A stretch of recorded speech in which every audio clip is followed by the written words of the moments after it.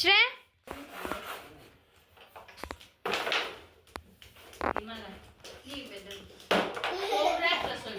ಎಲ್ಲರಿಗೂ ನಮಸ್ತೆ. ಬುಧವಾರ ಯಾವುದು ವಿಡಿಯೋ ಮಾಡೋಕ್ಕಾಗಿಲ್ಲ, ಅಂದರೆ ಮಂಗಳವಾರ ನೈಟು ನಾವು ಯಾವ ಥರ ಕೇಕ್ ಕಟಿಂಗ್ ಮಾಡಿಲ್ಲ, ಯಾಕೆಂದರೆ ಮಕ್ಕಳು ಮಲಗಿಬಿಟ್ಟಿದ್ರಲ್ವ. ಹಾಗಾಗಿ ನಾವು ಬುಧವಾರ ಬೆಳಗ್ಗೆ ಕೇಕ್ ಕಟಿಂಗ್ ಮಾಡಿದ್ವಿ. ಇನ್ನು ಸ್ಕೂಲಿಗೆ ಟೈಮ್ ಆಗೋಗುತ್ತೆ ಅಂತೇಳಿ ಬೇಗ ಬೇಗ ಕಟ್ ಮಾಡಿ ಅವರು ಸಹ ಸ್ಕೂಲಿಗೆ ಹೋದರು.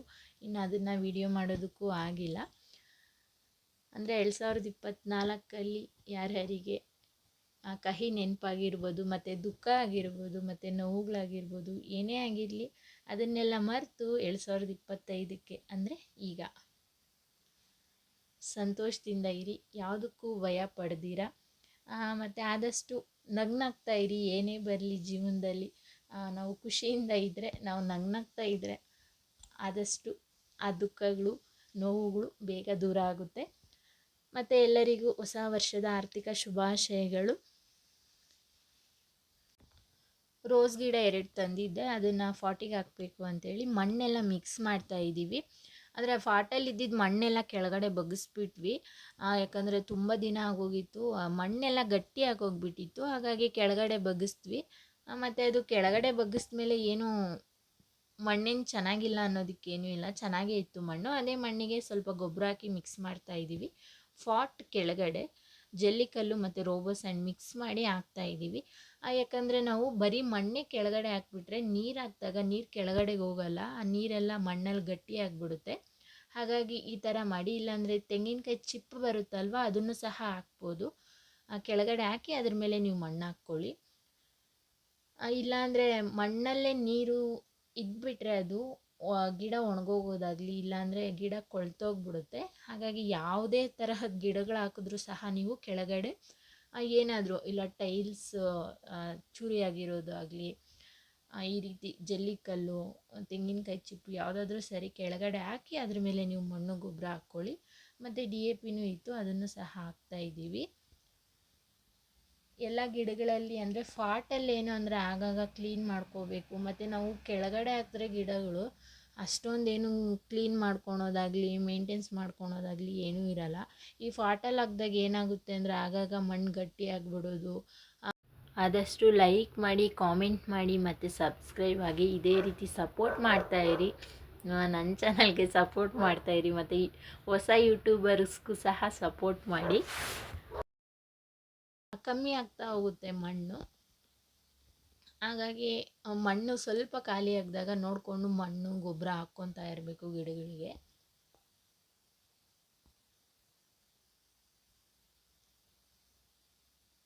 ಇದನ್ನು ನೋಡಿ ಕೆಳಗಡೆ ಹಾಕಿದ್ದಾರೆ. ಅಂದರೆ ಮಣ್ಣು ಚೆನ್ನಾಗೇ ಇತ್ತು, ಇದರಲ್ಲೂ ಸಹ ಏನೂ ಆಗಿರಲಿಲ್ಲ. ಮೇಲೆ ಮಾತ್ರ ಗಟ್ಟಿ ಗಟ್ಟಿ ಇತ್ತು. ಇಲ್ಲಿ ನೋಡಿ ಚೆನ್ನಾಗೇ ಇದೆ ಮಣ್ಣು. ಅದೇ ಮಣ್ಣಿಗೆ ಗೊಬ್ಬರ ಮಿಕ್ಸ್ ಮಾಡಿ ಗಿಡ ಹಾಕ್ತಾಯಿದ್ದೀವಿ. ಅಂದರೆ ಈ ರೋಸ್ ಗಿಡ ಏನಾಗುತ್ತೆ ಅಂದರೆ ಒಂದೊಂದು ಸಲ ರೋಸ್ ಗಿಡ ನೀಟಾಗಿ ಬರುತ್ತೆ, ಒಂದೊಂದು ಸಲ ಬರೋದೇ ಇಲ್ಲ, ಎಲೆಗಳೆಲ್ಲ ಒಣಗೋಗ್ಬಿಡುತ್ತೆ. ಅದಕ್ಕೆ ನಾವು ಏನೇ ಗೊಬ್ಬರ ಸಹ ಹಾಕ್ಬೋದು, ಮತ್ತು ಯಾವ ಥರ ಔಷಧಿ ಹೊಡೆದ್ರೂ ಸಹ ಒಂದೊಂದು ಸಲ ಈ ನರ್ಸರಿಯಲ್ಲಿ ಇರುತ್ತಲ್ಲ ಆ ರೀತಿ ಬರೋಲ್ಲ ಗಿಡಗಳು.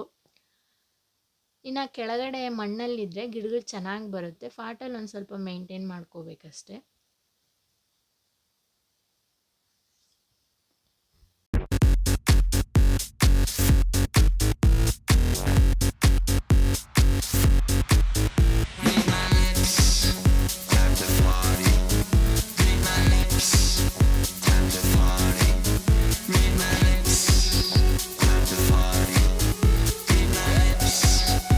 Let's party.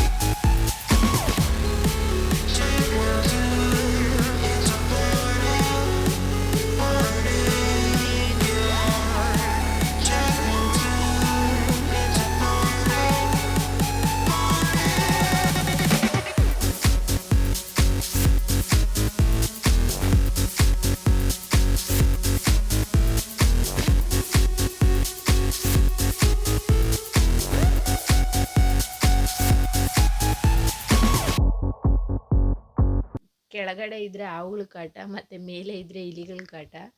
ನಮ್ಮ ಗಿಡಗಳನ್ನೆಲ್ಲ ಇಲಿಗಳು ಕಚ್ಚಾಕ್ಬಿಟ್ಟಿದ್ದಾವೆ. ತುಂಬ ಬೇಜಾರಾಯಿತು. ಆ ಲಿಲ್ಲಿ ಪ್ಲಾಂಟ್ ನೋಡಿ ಎಷ್ಟು ಚೆನ್ನಾಗಿ ಬಂದಿತ್ತು.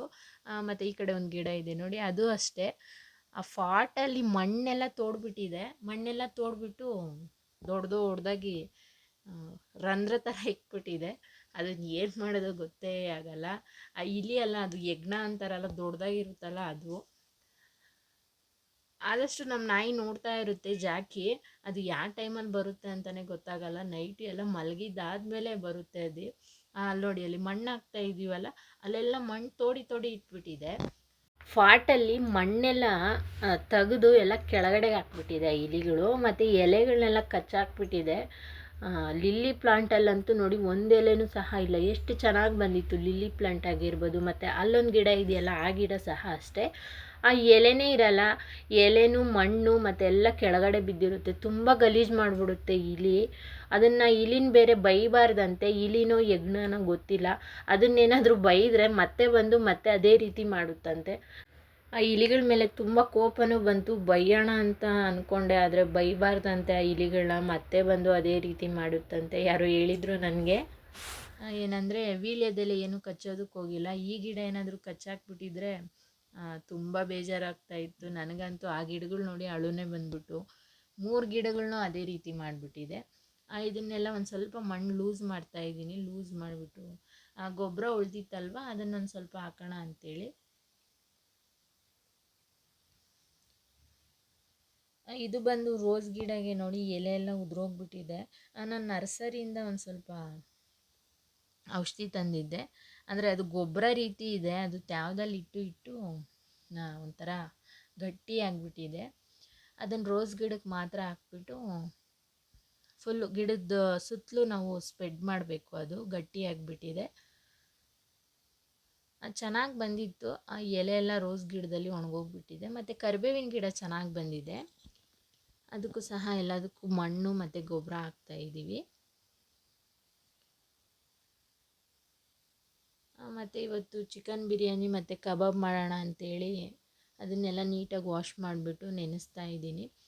ಅಂದರೆ 1 ಅವರು ಇಲ್ಲಾಂದರೆ 1.5 ಅವರು ಅದು ನೆಂದರೆ ಚೆನ್ನಾಗಿರುತ್ತೆ. ಕಬಾಬ್ಗಾಗಲಿ ಮತ್ತು ಬಿರಿಯಾನಿಗಾಗಲಿ. ಬಿರಿಯಾನಿಗೇನು ಒಂದು 1/2 ಅವರು ನೆನೆಸಿದ್ರೆ ಸಾಕಾಗುತ್ತೆ.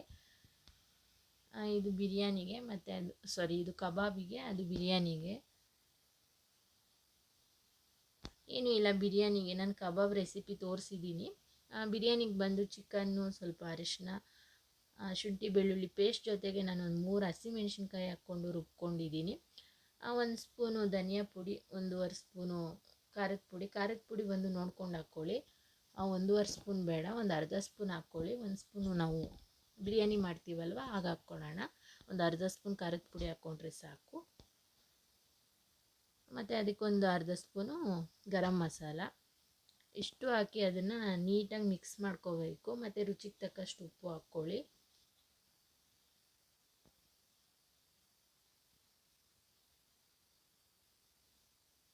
ಎರಡು ಮಿಕ್ಸ್ ಮಾಡಿ ಫ್ರಿಜ್ಜಲ್ಲಿ ಇಟ್ಬಿಡ್ತೀನಿ.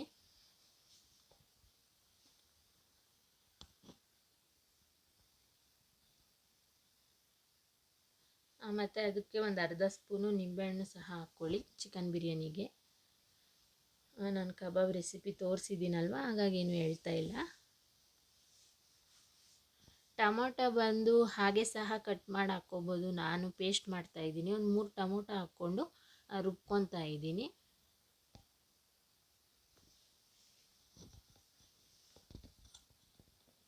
ಮತ್ತು ಈರುಳ್ಳಿ 2, ಟೊಮೊಟೊ ಪೇಸ್ಟ್ ರುಬ್ಕೊಂಡು ಸೈಡ್ಗೆ ಇಟ್ಕೊಂಡು, ಆಮೇಲೆ ಈರುಳ್ಳಿ 2, ಅದರಲ್ಲಿ ಸ್ವಲ್ಪ ಕೊತ್ತಂಬರಿ, ಒಂದು ಸ್ವಲ್ಪ ಪುದೀನ, ಹಸಿಮೆಣ್ಸಿನ್ಕಾಯಿ ಹಾಕ್ಕೊಂಡು ರುಬ್ಕೋಬೇಕು. ಈರುಳ್ಳಿನೂ ಅಷ್ಟೇ ನಾನು ಪೇಸ್ಟ್ ಮಾಡ್ಕೊತಾ ಇದ್ದೀನಿ. ನೀವು ಹಾಗೆ ಸಹ ಹಾಕ್ಕೋಬೋದು. ಅಂದರೆ ಚಿಕನ್ ಬಿರಿಯಾನಿನ ಬಂದು ತುಂಬ ಥರ ಮಾಡ್ತಾರೆ. ಇದೊಂದು ರೀತಿ. ಒಂದು 4 ಸ್ಪೂನ್ ಎಣ್ಣೆ, ಪಲಾವ್ ಎಲೆ, ಒಂದು ಮೊಗ್ಗು, ಚಕ್ಕೆ 1, ಏಲಕ್ಕಿ 1, ಲವಂಗ ಒಂದು 4, ಸ್ವಲ್ಪ ಸೋಂಪು, ಇಷ್ಟು ಹಾಕಿ ಫ್ರೈ ಮಾಡ್ಕೊಳ್ಳಿ. ಆಮೇಲೆ ಒಂದು ಈರುಳ್ಳಿ. ಒಂದು ಅರ್ಧ kg ಚಿಕನ್ ಮಾಡ್ತಾಯಿದ್ದೀನಿ ನಾನು. ಈರುಳ್ಳಿ ಕಲರ್ ಚೇಂಜ್ ಆಗೋವರೆಗೂ ನಾವು ಫ್ರೈ ಮಾಡ್ಕೋಬೇಕು.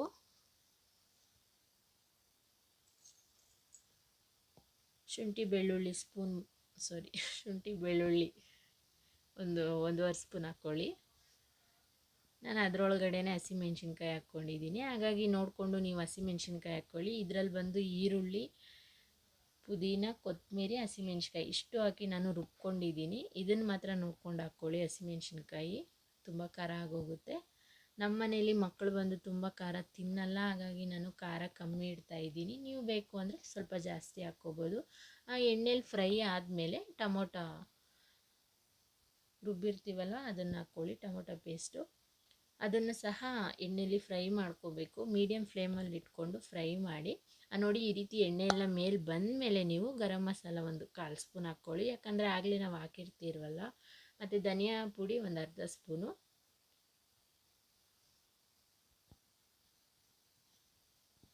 ಖಾರದ ಪುಡಿ ನೀವು ಈ ಟೈಮಲ್ಲಿ ಬೇಕು ಅಂದರೆ ಒಂದು ಅರ್ಧ ಸ್ಪೂನ್ ಸೇರಿಸ್ಕೋಬೋದು. ನಾನು ಹಸಿಮೆಣ್ಸಿನ್ಕಾಯಿ ಎಲ್ಲ ಹಾಕಿದ್ದೀನಲ್ವ, ಹಾಗಾಗಿ ನಾನು ಖಾರದ ಪುಡಿ ಹಾಕಿಲ್ಲ. ನೀವು ನೋಡಿಕೊಂಡು ಹಾಕ್ಕೊಳ್ಳಿ.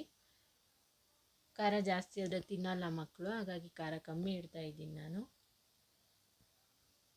ನಾವು ಮ್ಯಾಗ್ನೇಟ್ ಮಾಡಿರ್ತೀರಲ್ಲ ಚಿಕನು, ಅದನ್ನು ಹಾಕ್ಕೊಳ್ಳಿ.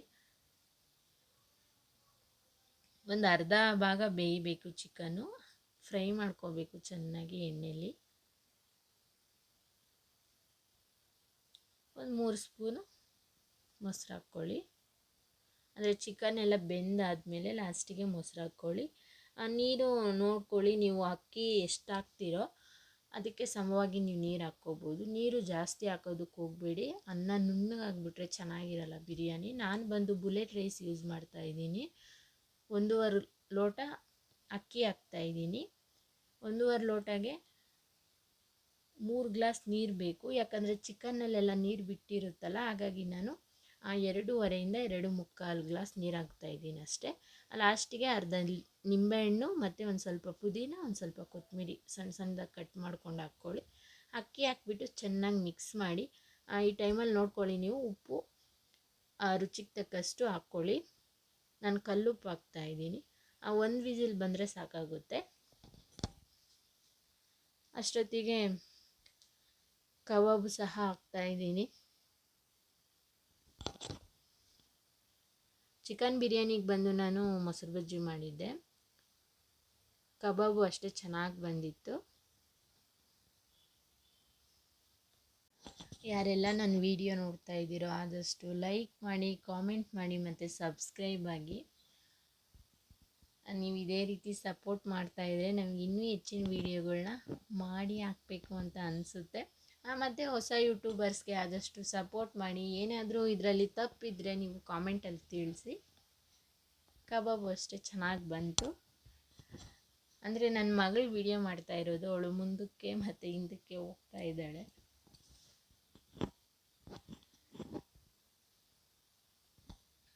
ಮಧ್ಯಾಹ್ನದ ಮೇಲೆ ನನ್ನ ತಂಗಿ ಮತ್ತು ತಂಗಿ ಮಕ್ಕಳು ಬರ್ತಾ ಇದ್ದಾರೆ. ನನ್ನ ಮಗಳದ್ದು ಬಂದು ಆ್ಯನ್ಯುವಲ್ ಡೇ ಫಂಕ್ಷನ್ ಇದೆ, ಹಾಗಾಗಿ ಅವರು ಬರ್ತಾ ಇದ್ದಾರೆ. ಕ್ರಿಸ್ಮಸ್ಸಿಗೆ ಅವರಿಗೆ ರಜೆ ಕೊಟ್ಟಿದ್ದರು ಮಕ್ಕಳಿಗೆ, ಇವ್ರಿಗೆ ರಜೆ ಕೊಟ್ಟಿಲ್ಲ. ಬಿರಿಯಾನಿ ಸಹ ರೆಡಿ ಆಯಿತು. ಬಿರಿಯಾನಿನೂ ಅಷ್ಟೇ ತುಂಬ ಚೆನ್ನಾಗಿ ಬಂದಿತ್ತು. 1 ವಿಸಿಲ್ ಆದಮೇಲೆ ಕೆಳಗಡೆ ಇಳಿಸ್ಕೊಬೇಡಿ. ನೋಡಿ ಮಿಕ್ಸ್ ಮಾಡಿ. ಅನ್ನ ಅಷ್ಟೇ ತುಂಬ ಜೋರಾಗೆಲ್ಲ ಮಿಕ್ಸ್ ಮಾಡೋಕ್ಕೆ ಹೋಗಬೇಡಿ, ಅದು ನುಣ್ಣಗಾಗೋಗುತ್ತೆ. ಅಕಸ್ಮಾತ್ ನೀವು ಕುಕ್ಕರಲ್ಲಿ ಬೇಡ ಅಂದರೆ 1 ವಿಸಿಲ್ ಆಗಿದ ತಕ್ಷಣ ನೀವು ತಪ್ಪಲೆಗೆ ಬಗ್ಗಿಸ್ಕೊಬೇಡಿ, ಇನ್ನೂ ಉದುರುದ್ರಾಗಿರುತ್ತೆ ಅಕ್ಕಿ ಬಂದು, ಅಂದರೆ ಅನ್ನ ನುಣ್ಣಗಾಗಲ್ಲ. 1 ವಿಸಿಲ್ ಆದಮೇಲೆ ನೀವು ಮುಚ್ಚಳ ಮುಚ್ಚಿಬಿಟ್ಟು ವಿಸಿಲ್ ಹಾಕೋದಕ್ಕೆ ಹೋಗಬೇಡಿ. ಆದಷ್ಟು ಮೇಲೆ ಬಂದು ಮುಚ್ಚಳ ತೆಗೆದುಬಿಡಿ, ಬೇರೆ ಪ್ಲೇಟ್ ಇಡಿ, ಇಲ್ಲಾಂದರೆ ತಪ್ಪಲೆಗೆ ಬಗ್ಗಿಸ್ಕೊಬೇಡಿ. ಊಟ ಎಲ್ಲ ಮುಗಿಸ್ಕೊಂಡು ಕ್ಯಾರಮ್ ಆಡಬೇಕು ಅಂದರು ಮಕ್ಕಳು, ಹಾಗಾಗಿ ಕ್ಯಾರಮ್ ಆಡ್ತಾಯಿದ್ದೀವಿ ಅವ್ರ ಜೊತೆ. ಇದು ಸುಮ್ಮನೆ ಆಡ್ತಾಯಿದ್ದೀವಿ ಅಷ್ಟೇ, ಅವ್ರು ಆಡಿ ಅಂತ ಹೇಳ್ತಾಯಿದ್ರು, ಹಾಗಾಗಿ ನಾವು ಆಡ್ತಾಯಿದ್ದೀವಿ. ನಮಗೆಲ್ಲ ನೀಟಾಗಿನ ಕ್ಯಾರಮ್ ಆಡೋದಕ್ಕೆ ಬರಲ್ಲ.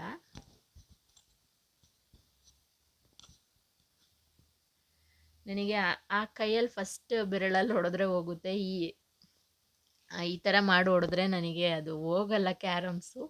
ಆದರೂ ಅವ್ರು ಕೇಳ್ತಾ ಇಲ್ಲ, ಸುಮ್ಮನೆ ಒಂದು ಸ್ವಲ್ಪ ಹೊತ್ತು ಅವ್ರ ಜೊತೆ ಆಟ ಆಡೋಣ ಅಂತೇಳಿ ಆಟ ಆಡ್ತಾಯಿದ್ದೀವಿ. ನಮ್ಮ ಚಿಕ್ಕವನಿಗಂತೂ ಬರ್ತಾನೆ ಇಲ್ಲ, ಅವನು ಎಲ್ಲಂದರೆ ಅಲ್ಲಿ ಇಟ್ಟು ಹೊಡಿತಾ ಇದ್ದಾನೆ. ಸುಮ್ಮನೆ ಟೈಮ್ ಪಾಸು, ಮಕ್ಕಳ ಜೊತೆ ನಾವು ಆಟ ಆಡ್ದಂಗಿರುತ್ತೆ, ಅವ್ರಿಗೂ ಸ್ವಲ್ಪ ಸಮಾಧಾನ ಆಗುತ್ತೆ.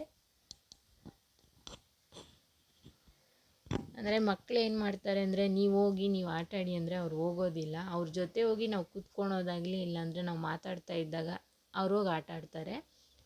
ನಾವೆಲ್ಲಿದ್ದರೆ ಅಮ್ಮ ಅಪ್ಪ ಎಲ್ಲಿದ್ದರೆ ಮಕ್ಕಳು ಅಲ್ಲಿರ್ತಾರೆ, ಹಾಗಾಗಿ ಅವ್ರು ಹೋಗಲ್ಲ ಚಿಕ್ಕ ಮಕ್ಕಳು. ಇನ್ನು ದೊಡ್ಡವರಾದರೆ ಅವ್ರ ಪಾಡಿಗೆ ಅವ್ರು ಆಟ ಆಡ್ತಾರೆ. ಇವ್ರು ಹೋಗಲ್ಲ ಚಿಕ್ಕ ಮಕ್ಕಳು, ನಾವು ಅವ್ರ ಜೊತೆ ಇರಬೇಕು. ಸುಮ್ಮನೆ ಒಂದು ರೌಂಡ್ ಆಟ ಆಡೋಣ ಅಂತೇಳಿ ಆಡ್ತಾಯಿದ್ದೀರಿ. ನಾವು ಆದಮೇಲೆ ಅವರೇ ಆಟ ಆಡ್ಕೊತಾ ಇದ್ದರು.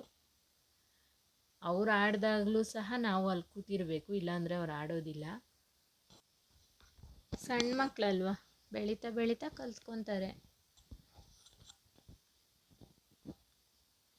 ಯಾವುದಾದ್ರೂ ಸರಿ ಈ ರೀತಿ ಗೇಮ್ಸ್ ಆಡಿಸಿದಾಗ, ನಾವು ಅವರೊಟ್ಟಿಗೆ ಇದ್ದಾಗ ಅವ್ರಿಗೂ ಸಹ ಖುಷಿ ಆಗುತ್ತೆ. ಮೋಕ್ಷಗೂ ಸಹ ಬರಲ್ಲ, ಅವಳು ಏನೋ ಆಡ್ತಾ ಇದ್ದಾಳೆ ಅಷ್ಟೇ. ಆ ಕಡೆಯಿಂದ ಈ ಕಡೆಗೆ, ಈ ಕಡೆಯಿಂದ ಆ ಕಡೆ ಇಟ್ಕೊಂಡು ಆಡ್ತಾ ಇದ್ದಾರೆ ಇಬ್ಬರೂ.